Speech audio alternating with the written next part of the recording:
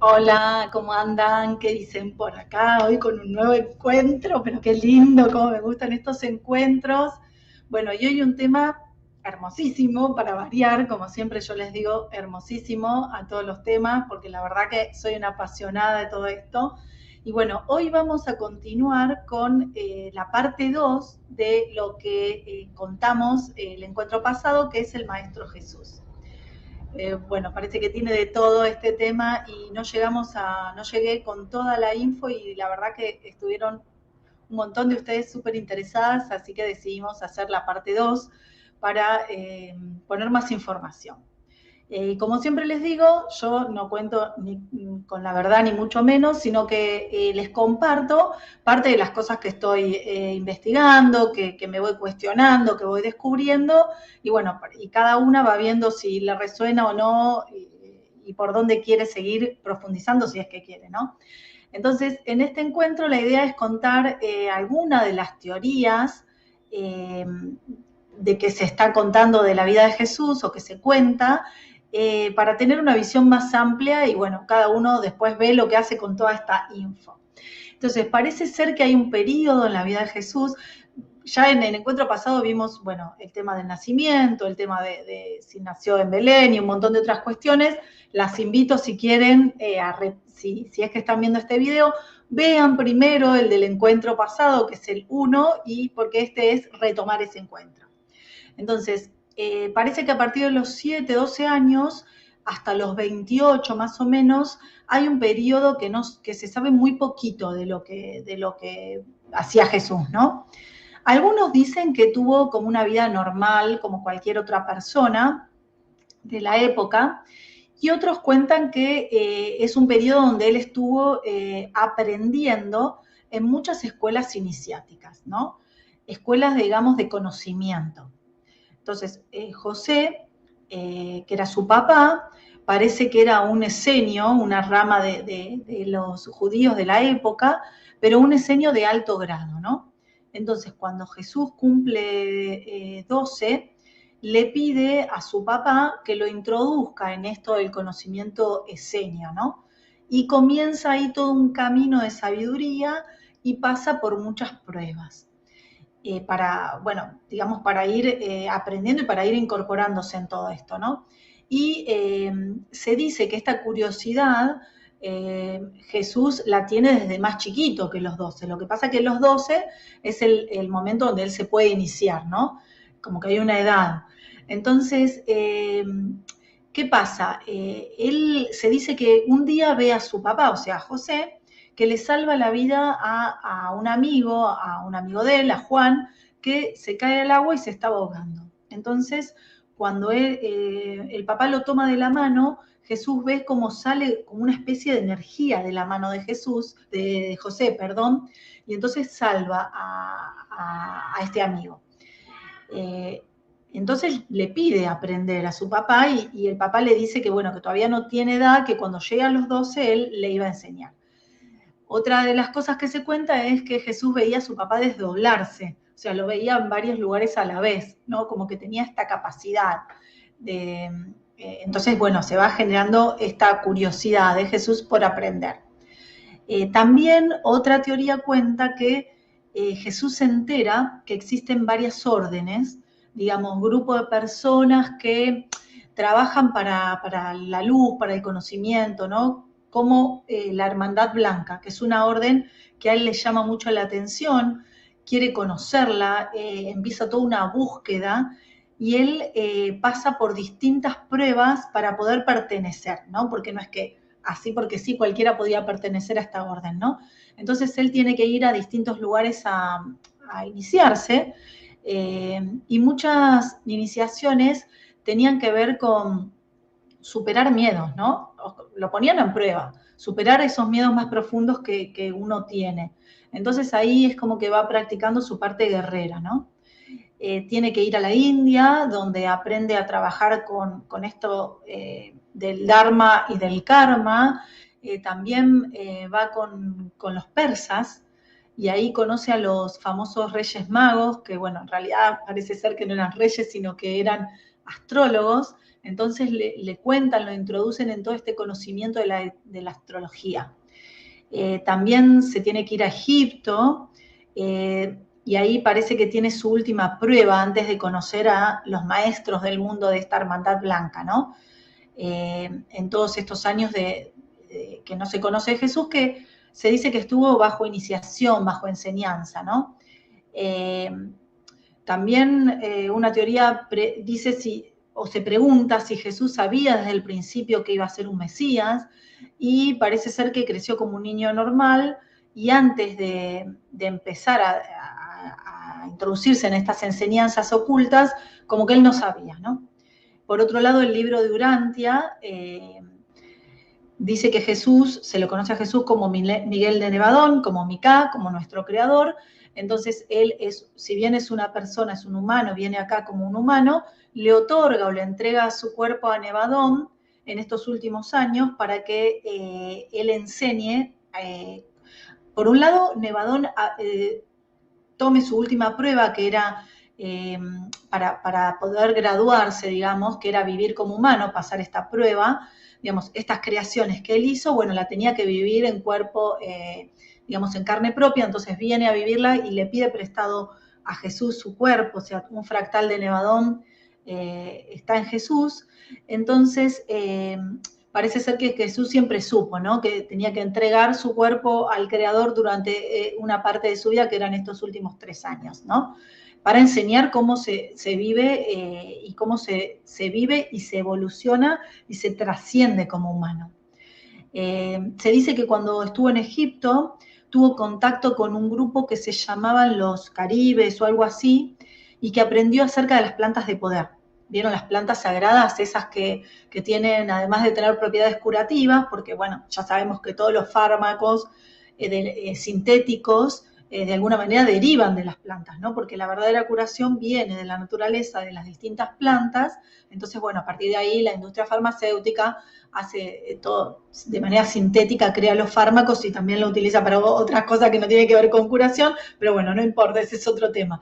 Entonces, él aprende de estas plantas que no solo curan, sino que nos llevan como a un estado de conciencia, digamos, amplificado, ¿no? Que modifica nuestra percepción, que se dice que a través de estas sensaciones, no sé, corporales, auditivas, uno va entrando en contacto con otros planos, ¿no? Y en la medida que pasó el tiempo, esto de las plantas de poder se va modificando y hoy se conoce como la hostia. ¿Vieron cuando vamos a misa y nos dan, bueno, supuestamente el cuerpo de Dios? Bueno, la hostia. Así se fue como deformando. Va al desierto también Jesús, estos 40 días que pasa allí, y al parecer es tentado por el diablo, ¿no? Toda esta historia que nos cuenta la religión. Y estos 40 días tiene que ver con el mismo proceso, o sea, hay un proceso que vivieron todos los maestros y que también estamos llamados a vivir nosotros, o que nosotros vivimos, no sé si llamados vivimos, cuando tenemos que superar una prueba, son estos 40 días, ¿no? Que se los conoce a veces como la cuarentena, que cuando uno tiene que trascender o lograr una iluminación o lograr aprender determinado tema, tiene que pasar por esos 40 días, ¿no? Que va viviendo distintos ciclos en el aprendizaje, en donde primero empieza con muchas ganas, después se le van esas ganas y quiere abandonar, y así, entonces, como distintas etapas para ir superando hasta finalmente llegar a la trascendencia y lograr la maestría en lo que uno se proponga aprender, ¿no? Como que es un proceso de 40 días, bueno, y se lo refleja con Jesús en el desierto. Entonces, a partir de todas estas pruebas que va haciendo Jesús, lo que se dice es que hubo como un gran concilio, como una gran reunión entre todos estos grupos que lo iniciaron, entre los grupos de la India, los de Egipto, etcétera, etcétera, y deciden que él iba a ser la persona encargada de mostrar al mundo toda esta visión que después deriva en esto que hablamos en el encuentro pasado, en lo que hace Roma, la religión, y se empieza todo como a deformar, ¿no? Pero la idea original es que Jesús transmita este mensaje, que es que todos los humanos nos vamos a dar cuenta que en realidad la estructura o los templos, como decir la iglesia y demás, están como vacíos, ¿no? Porque el Dios realmente dónde está, dentro nuestro. Bueno, después hay otra variante, otra teoría que entiende todo esto del Evangelio como enseñanzas metafísicas, como enseñanzas de autoprogramación, de transformar estas creencias limitantes que nosotros tenemos. Está todo el libro sagrado de oro de Saint Germain, que nos enseña todo lo del yo soy, que también es una teoría, una escuela, una manera de comprender que vino a ser Jesús a la tierra.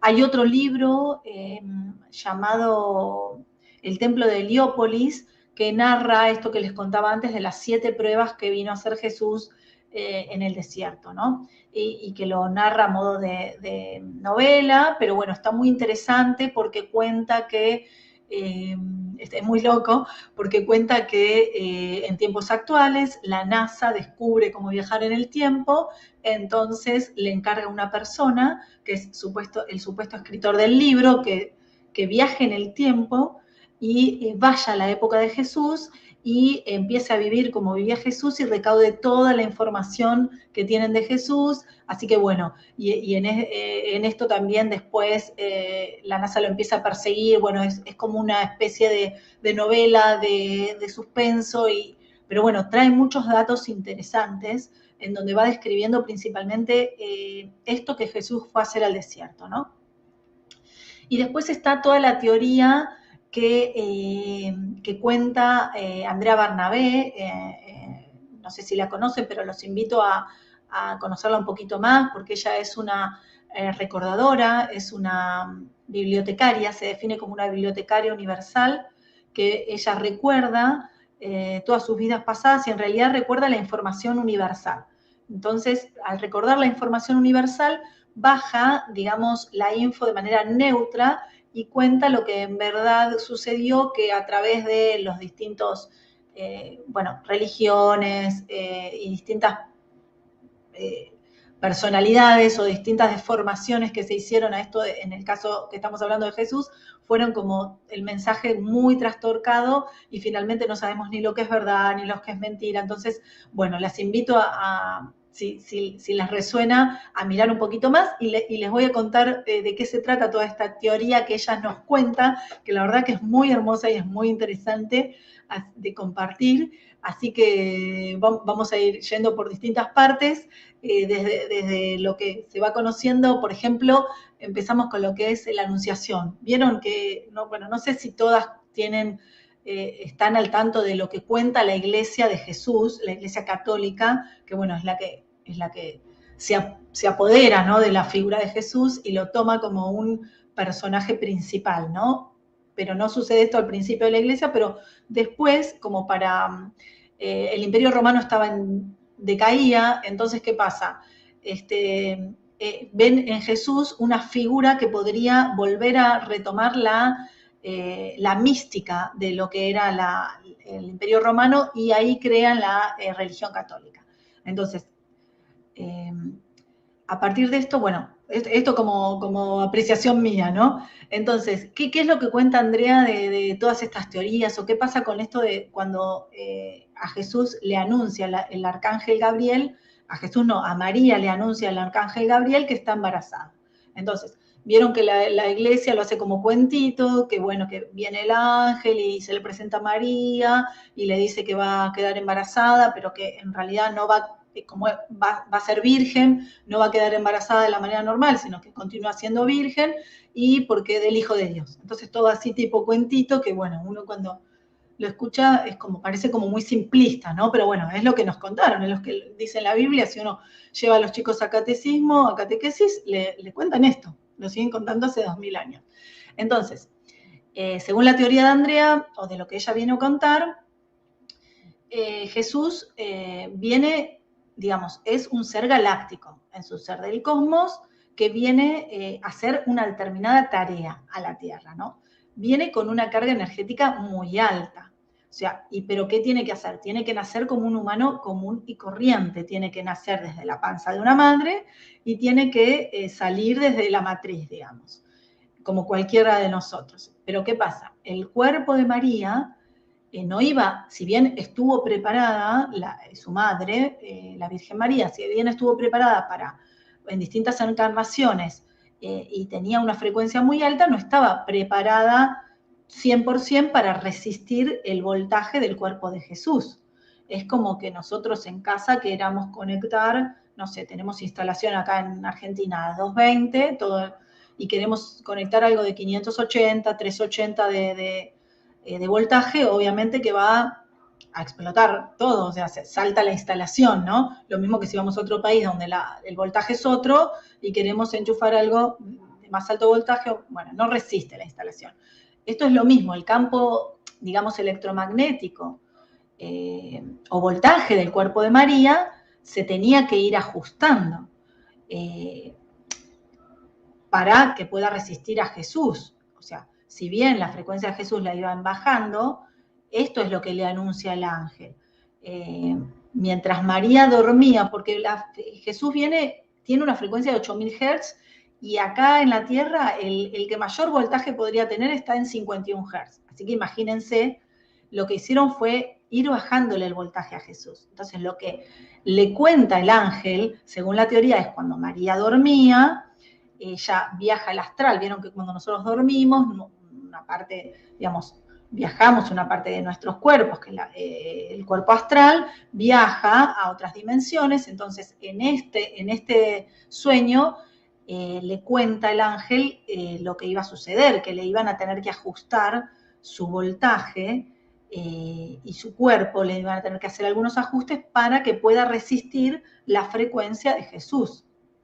Entonces, imagínense, o sea, porque la Virgen era Virgen María, bueno, a ver, para poder acomodar semejante carga electromagnética, no se pudo embarazar de la manera normal o sea, normal, digamos, con el padre. Tuvieron que hacerle lo que hoy conocemos como inseminación artificial. O sea, hoy lo contamos y parece algo común y corriente. Bueno, sí, no podés quedar embarazada de manera natural, haces una inseminación. Pero en esa época no existía esta práctica. O sea, era como decir, no sé, una locura. Entonces, por eso lo que dijeron como se cuenta es que quedó embarazada por el Espíritu Santo. Bueno, esta era la manera, ¿no? Supuestamente a María en el astral le iba preparando el cuerpo físico para que pueda recibir esta frecuencia y tampoco pudieron 100%, digamos, habilitarla, ¿no? Porque cuando nace Jesús tuvieron que hacer otro ajuste.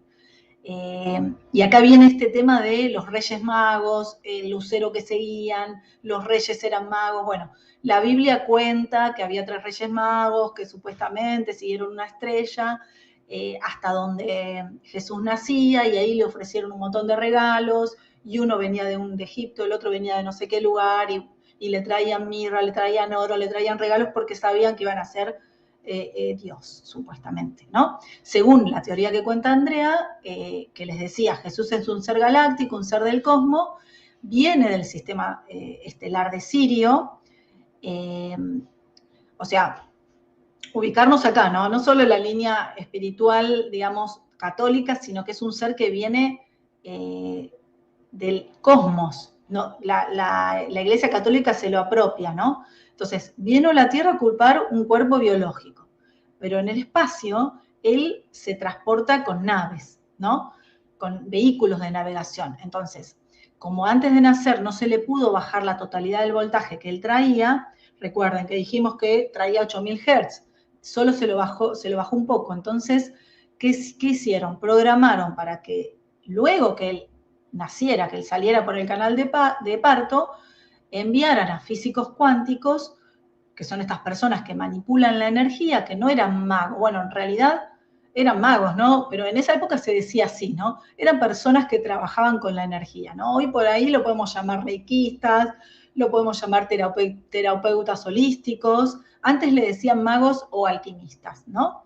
Entonces, que eran 3 físicos cuánticos que venían del sistema estelar de Orión y que acudieron al lugar donde nace Jesús. O sea, yo les cuento esto y podemos pensar que, bueno, Patri enloqueció, pero les estoy contando algunas de las teorías que se cuentan de Jesús, así que abramos la mente, escuchemos un poco de todo y después saquemos nuestra propia conclusión, ¿no?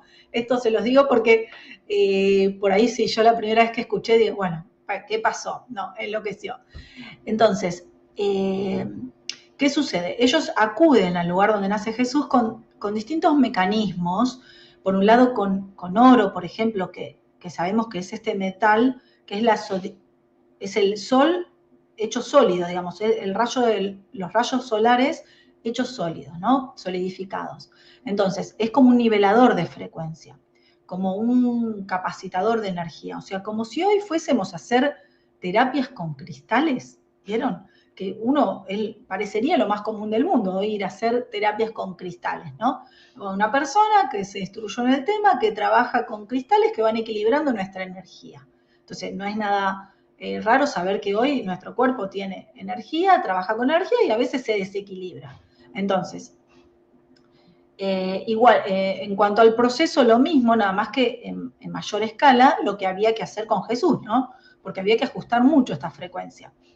Nosotros por ahí nos podemos desequilibrar un poco, pero acá Jesús venía con una frecuencia muy alta. Entonces avisan a estos tres físicos que tenían que ir a tal hora, a tal lugar, donde iban a ser Jesús. ¿Y qué pasa? Como no existían GPS, ni WhatsApp, ni celulares que le podían mandar, mirá, te espero en esta dire y le mando la ubicación, bueno, eso no pasaba. Entonces, ¿cuál era la manera de guiarlos? Era a través de estas naves en el cielo. O sea, iban siguiendo estas supuestas naves que es la de Jesús. Ya dijimos que es un ser galáctico y él se transportaba en una nave que se la conoce como estrella de la vida. Entonces, en ese momento, la nave se detuvo en el lugar donde tenían que acudir, entonces ellos ya sabían que era ese lugar. Y ahí podían recalibrar el campo atómico y energético. Entonces, también se dice que cuando Jesús nace, se ilumina todo este lugar como si el sol estuviese adentro de la habitación o de la cueva, no era habitación, ¿no? Porque, ¿qué pasa? Tenía tanta frecuencia, estos 8000 Hz, que ya estaban bajados un poco, estaban más bajos, que por los ojos irradiaba esta frecuencia de luz. Es como si estuviese un sol adentro, ¿no? Bien, esto de que si nació o no un 25 de diciembre, ya habíamos dicho en el encuentro pasado que esta era una fecha simbólica. De hecho, en las distintas culturas también se toma el 25 de diciembre como el nacimiento de diferentes maestros, ¿no? De Buda, de Krishna, de Hermes. Es una representación de lo que vino a hacer a la Tierra. Es que él vino a anclar la energía crística, pero la vino a anclar al globo terrestre, ¿no? Como estructura electromagnética. Parece ser que él nació en octubre y no en diciembre, pero bueno, sería como anecdótico la fecha que nació, porque lo que quiere simbolizar es que finaliza un ciclo y comienza otro, ¿no? Esto de que finaliza la era de Aries, no sé si recuerdan en alguno de los encuentros que contábamos de qué se trataban las eras, ¿no? Que cada era tenía 2150 años y que la totalidad de la era sumaba estos 26.000 y 12.000 años. Entonces finaliza lo que es la era de Aries y con Jesús comienza la era de Piscis. Por eso él se lo reconoce con el símbolo del pez, porque comienza esa época, esa era, la era de Piscis. Y el 25 de diciembre en realidad es la fecha que él se bautiza. Él, como vino a anclar a la tierra la energía crística, ¿cómo lo hace? Lo hace a través del bautismo. Cuando antes se bautizaban a las personas en un río. A Jesús lo bautizaban en el río Jordán. Lo bautizó su primo, que era Juan, que le decían Juan el Bautista, porque él se dedicaba a bautizar.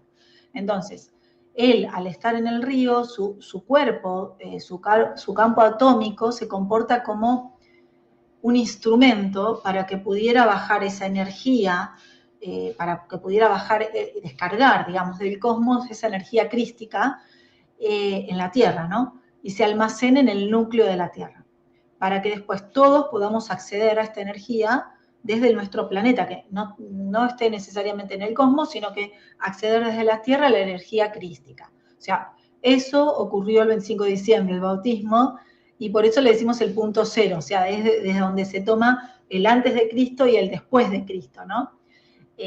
No el día que nació.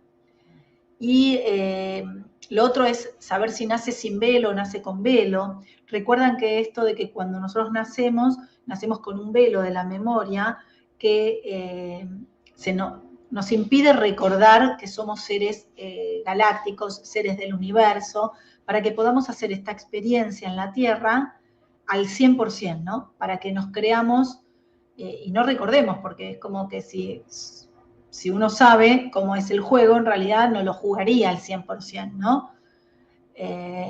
Como cuando vamos a ver una película, sabemos que estamos viendo una película en el cine, pero hay un punto que nos metemos tanto en la película que hasta lloramos, nos emocionamos, creemos que somos el personaje, sentimos como el personaje, y parece que nos olvidáramos que estamos en el cine viendo una película, porque tenemos todo este sentir. Bueno, esto del velo es así, es para que nos olvidemos 100% de que somos verdaderos dioses y vengamos a experimentar para tener distintos aprendizajes y para ir evolucionando. Bueno, Jesús vino con una misión, o sea, él no vino a experimentar, digamos, no era necesario que trajera este velo, porque él vino a traer un mensaje. Entonces sabía perfectamente cuál era su tarea. No tenía velo de la memoria, ¿no? Igual que en las distintas culturas van teniendo los distintos maestros para guiar, ¿no? Él más que nada vino a guiarnos en esta época 2000 años atrás, pero en otras épocas hubo distintos maestros que explicaban lo mismo, ¿no? Y él vino a decir que, listo, se terminó una época, empezaba otra y hay que pasar, ya era momento de pasar al próximo nivel superior. Ya sabemos que su mensaje fue distorsionado, etcétera, todo lo que hablamos en el encuentro pasado. Entonces, de todas maneras, durante su vida se le fue bajando la frecuencia también para que pueda hacer algunas de las experiencias humanas porque tenía que experimentar también como humano, ¿no? Recordemos que el mensaje principal era que nosotros, como humanos, podíamos hacer lo mismo que él, o sea, podíamos evolucionar desde humanos hasta seres crísticos. Entonces, es como que esto él lo tenía que transmitir, por eso se le fue bajando la frecuencia y no al punto de que tenga el velo, ¿no? Bien, entonces, dijimos que Jesús es un ser galáctico que viene de fuera de la Tierra, que le podemos llamar extraterrestre, porque bueno, todo lo que viene de fuera de la Tierra es extraterrestre, como la palabra lo indica, tiene su origen en Sirio y parece ser que su cuerpo original es un cetáceo. En uno de los encuentros, ¿se acuerdan? Habíamos explicado que en el universo no solo existe la forma humanoide, o sea, cabeza, tronco, extremidades, sino hay muchas otras formas. Bueno, una de las formas es los cetáceos y su cuerpo original es por eso y porque dio inicio a la era de Piscis, como les digo, es que se lo conoce o se lo simboliza como un pez. Y acá en la Tierra, todo lo que son los cetáceos, más que nada las ballenas, los delfines y las orcas, son seres muy evolucionados, que se dice que están en dimensión 7 para arriba. Vieron que los delfines también se los utiliza como curación, también emanan una energía muy alta y pueden llegar a ayudarnos en diferentes no quiero decir enfermedades, sino apariencias. Bueno, es por esto, ¿no? Entonces, desde los 28 a los 33, Jesús le presta el cuerpo físico para que lo calibraran, ¿no? Para que pueda este fractal del creador que está en la fuente, que se lo conoce como Nevadón, para que habitara su cuerpo, ¿no? Entonces es como que vino encomendado, como que vino de otro sistema solar para esto. Vino encomendado como mensajero y también para que vino con varias tareas, ¿no? Pero una de ellas parece ser que es dejar su cuerpo para que el creador pueda experimentar directamente en la materia. Bueno, ¿qué pasa con esto de Jesús, María Magdalena? María Magdalena, según la teoría de Andrea Bernabé, es su llama gemela. ¿Se acuerdan en uno de los encuentros, creo que en el de Supramónada, que es el encuentro, no sé si 16 o 17, les voy a dejar el link, lo pueden buscar abajo en la descripción, les dejo el link, y recordar que esto de la llama gemela se trata de la misma alma que se separa, se desacopla, y por una parte en el divino masculino y por la otra en el divino femenino. Entonces, esto es lo que eran Jesús y María Magdalena, eran el mismo ser, la misma alma desacoplada en divino masculino, divino femenino. Bueno, como dato de color, el nombre de María deriva del hebreo y significa la elegida. En hebreo creo que se dice Miriam y no María, ¿no? Es la elegida, ¿no? Ellos vinieron como complemento a la tierra, uno como la energía eléctrica, que sería el masculino, el que diseña, y ella como energía femenina, o sea, lo que es la energía magnética, la que da vida, ¿no? La matriz de creación. Bueno, siguiendo esta teoría, Jesús no muere en la cruz. Aparentemente, él tenía varias misiones y no se podía morir en la cruz, o sea, tenía que continuar su plan, que eran varias cosas que tenía que hacer. Supuestamente, lo que nos contaron fue como acomodado a lo que convenía a la política del momento, ¿no? Entonces, todo el tema de la pasión de Cristo, eso que arrastraba la cruz, eso bueno, parece que no existió, que como que se inventó para las películas, como para hacerle todo unos... La idea era ocultar el verdadero mensaje, entonces se ponía foco en otras cosas, que eran el sufrimiento, porque también lo que necesitaba la iglesia era control, entonces desde el sufrimiento también había mucho control. Entonces, había una posibilidad de que la sociedad rechazara el mensaje de Jesús y lo crucificara, ¿no? Porque era una práctica común de la época que no hacían juicios o no ibas a la cárcel, sino directamente delito, crucifixión. Entonces, acá parece ser que el tío de Jesús, llamado José de Arimatea, era una persona de dinero, era un político también muy influyente, entonces organiza todo, él junto a María Magdalena, para que no muriera en la cruz, ¿no? Había como una especie de, creo que sobornaron a algunos guardias, bueno, esto de sobornar existía en todas las épocas del mundo, entonces parece que sobornaron a los guardias y le dan un brebaje, como una, no sé bien qué era, pero era como un brebaje, como si fuese una, bueno, no me sale ahora cuando uno se va a operar, sí, como si fuese anestesia para que él pareciera muerto, ¿no? Entonces, vieron que hay una parte en que se muestra en las películas que le dan a beber un poco de agua cuando estaba en la cruz. Bueno, de esa forma lo anestesiaron, digamos. Entonces, ¿cuál era la práctica en ese momento? Que la persona que se crucificaba en la cruz se quedaba hasta que se muriera, digamos, hasta que se muriera en la cruz, no es que la iban a bajar, ¿no? Entonces ellos en esto que les digo de sobornar a los guardias, le pidieron que, bueno, que no lo dejaran hasta ahí, que lo dejaran bajar el cuerpo, total, ya estaba como medio muerto o como muerto, entonces, como claro, le suministraban esto, parecía muerto, y lo otro que se practicaba en la época era que todas las personas que eran crucificadas iban a una fosa común, o sea, después las bajaban y las ponían en una fosa común. Entonces, con esta influencia, lo que pide José de Arimatea es que le entregaran el cuerpo. Total, si ya estaba muerto, ¿para qué iban a querer el cuerpo? Que se lo entregaban. Entonces, lo que hicieron es bajarlo de la cruz antes de que realmente muera. Repaso o recuerdo, estamos repasando distintas teorías que se cuentan de Jesús para las chicas que se estén sumando ahora en este momento. Entonces, bien, ¿qué pasa con esto de la resurrección? Porque si murió, no resucitó, ¿cómo es? Bueno, una vez de bajado de la cruz, digamos, anestesiado en ese estado con el brebaje que le dieron, lo llevan a una especie de cueva donde tenían preparada una camilla especial de piedras, no de cualquier piedra, vuelvo a retomar, es como si fuésemos hoy a tratarnos con cristales.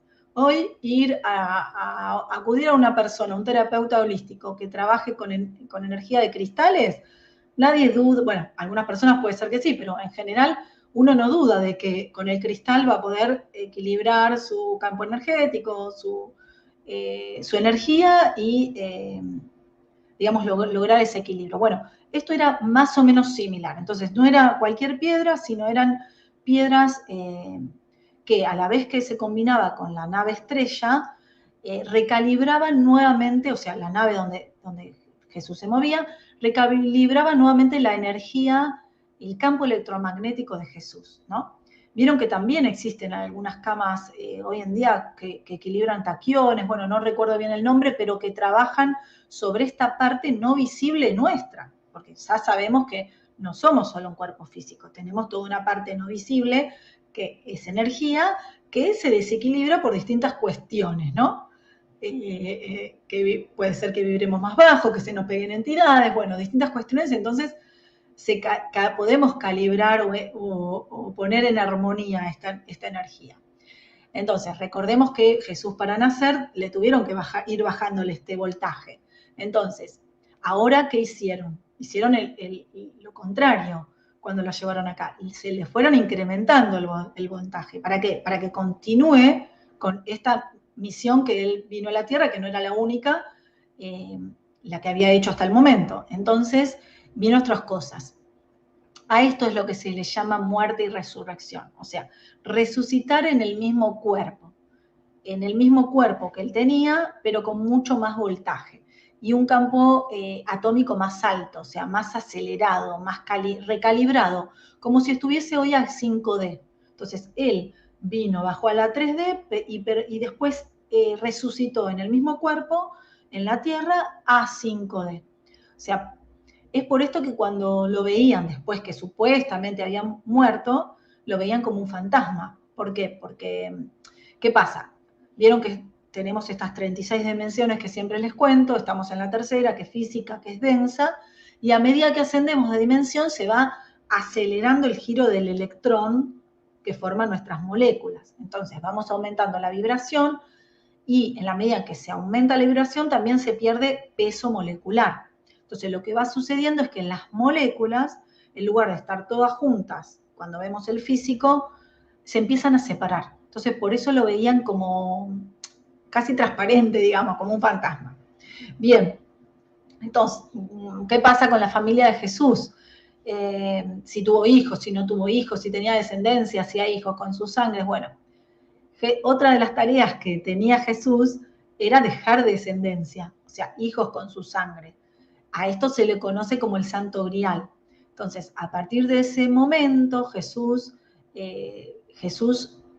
se casa con María Magdalena, Jesús se va con toda su familia, sus primos, su tío, su madre, se van al sur de Francia, y allí la misión era que se tenía que cruzar genéticamente con las personas que vienen de esa región, que eran los cátaros, y con María Magdalena parece ser que tuvo 2 hijos, y una de las hijas, llamada Sará, fue a la que se le preparó para que continúe con el linaje de Jesús, y acá le da origen a lo que a la dinastía merovingia, no sé si escucharon nombrar, los reyes merovingios de Francia, reyes franceses, que aparentemente portaban la sangre de Jesús. Se cree que toda esta orden de los caballeros templarios eran los que protegían y cuidaban la sangre de Jesús, o sea, la dinastía, cuidaban a los reyes merovingios, cuidaban el Santo Grial, ¿no? Que no es más ni menos que la sangre de Jesús. Y hay un montonazo de películas y libros escritos de los templarios, bueno, del Santo Grial, un montón. Creo que hasta de haber visto de chiquita esta película reconocida, bueno, ahora cuando uno se quiere acordar, no se acuerda, de las cruzadas, Harrison Ford, creo que la protagoniza. Bueno, si alguna se acuerda, escríbanme acá. Bueno, ya me voy, después se los escribo, ya me voy a acordar. Bueno, hay un montón. De hecho, la última creo que fue, bueno, se me hizo una nube, no me acuerdo de las películas. Después se las cuento. ¿Qué pasa después? Claro, como Jesús, al resucitar, bueno, o al pasar a quinta dimensión, según esta teoría de Andrea, al pasar en quinta dimensión, empieza a encontrarse, porque hay relatos de que lo encuentran a Jesús después de la supuesta muerte en la cruz. Entonces, empieza a divulgarse la noticia de que finalmente parece que no había muerto, como se dijo. Entonces lo que es la parte romana o que había estado encargado de su crucifixión, el ejército empiezan a buscarlo, se dan cuenta que no había muerto, empiezan a perseguirlo, a ver por dónde había estado, y llega esta noticia a Francia, le llega a José de Arimatea, porque él tenía influencias, o sea, conocía lo que se iba diciendo en la política. Entonces llega la noticia de que lo estaban buscando, y entonces Jesús se tiene que ir, tiene que dejar a su familia, se tiene que ocultar, y entonces se va a la India. Y ahí es donde pasa todos estos últimos años, porque parece ser que se muere Jesús o desencarna, deja este plano a los 84 años. Y los 84, porque vieron que en el universo hay esto de la matemática fractal, donde el número 12 se va replicando, entonces 7 veces 12 da 84, y por eso esa es la edad en donde él deja el plano físico, ¿no? Parece ser que hoy no queda descendencia de Jesús, porque, ¿qué pasa?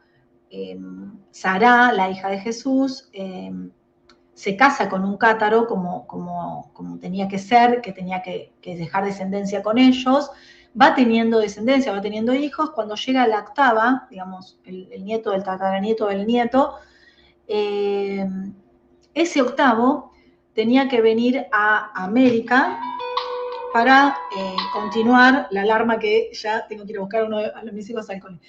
Tenía que venir a América para, ya voy cerrando, para continuar con el linaje, pero parece ser que lo matan antes. Así que, bueno, ahí eso es lo que dice la teoría.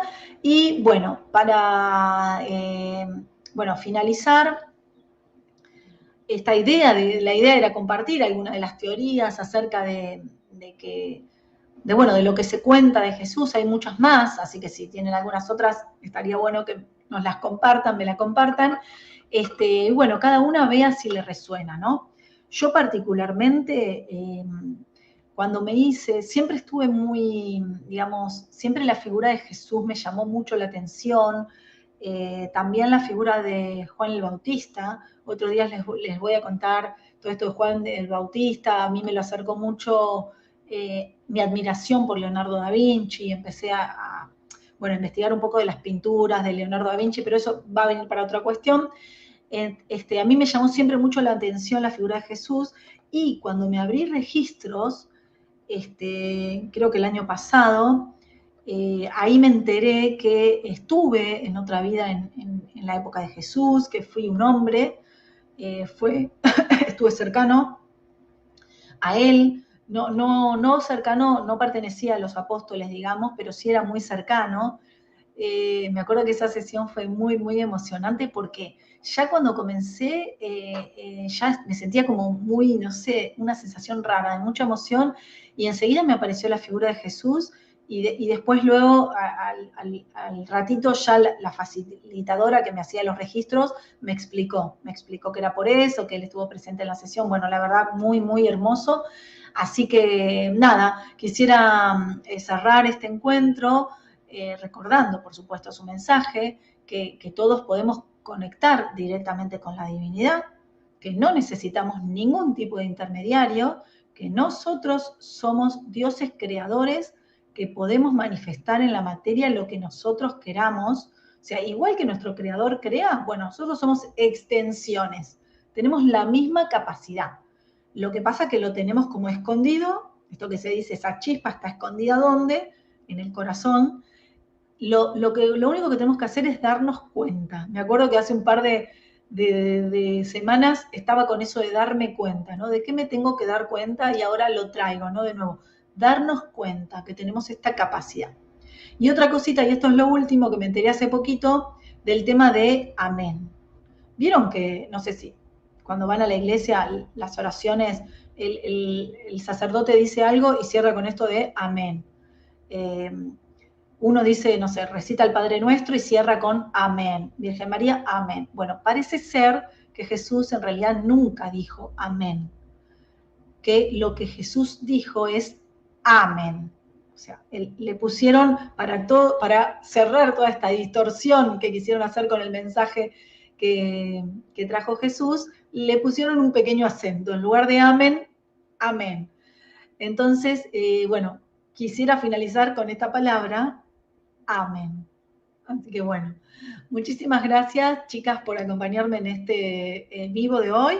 Y a todas las que lo van a ver grabado, un beso enorme y nos estaremos viendo en el próximo encuentro que espero que sea que sí va a ser el lunes próximo. Así que gracias. Chau, chau.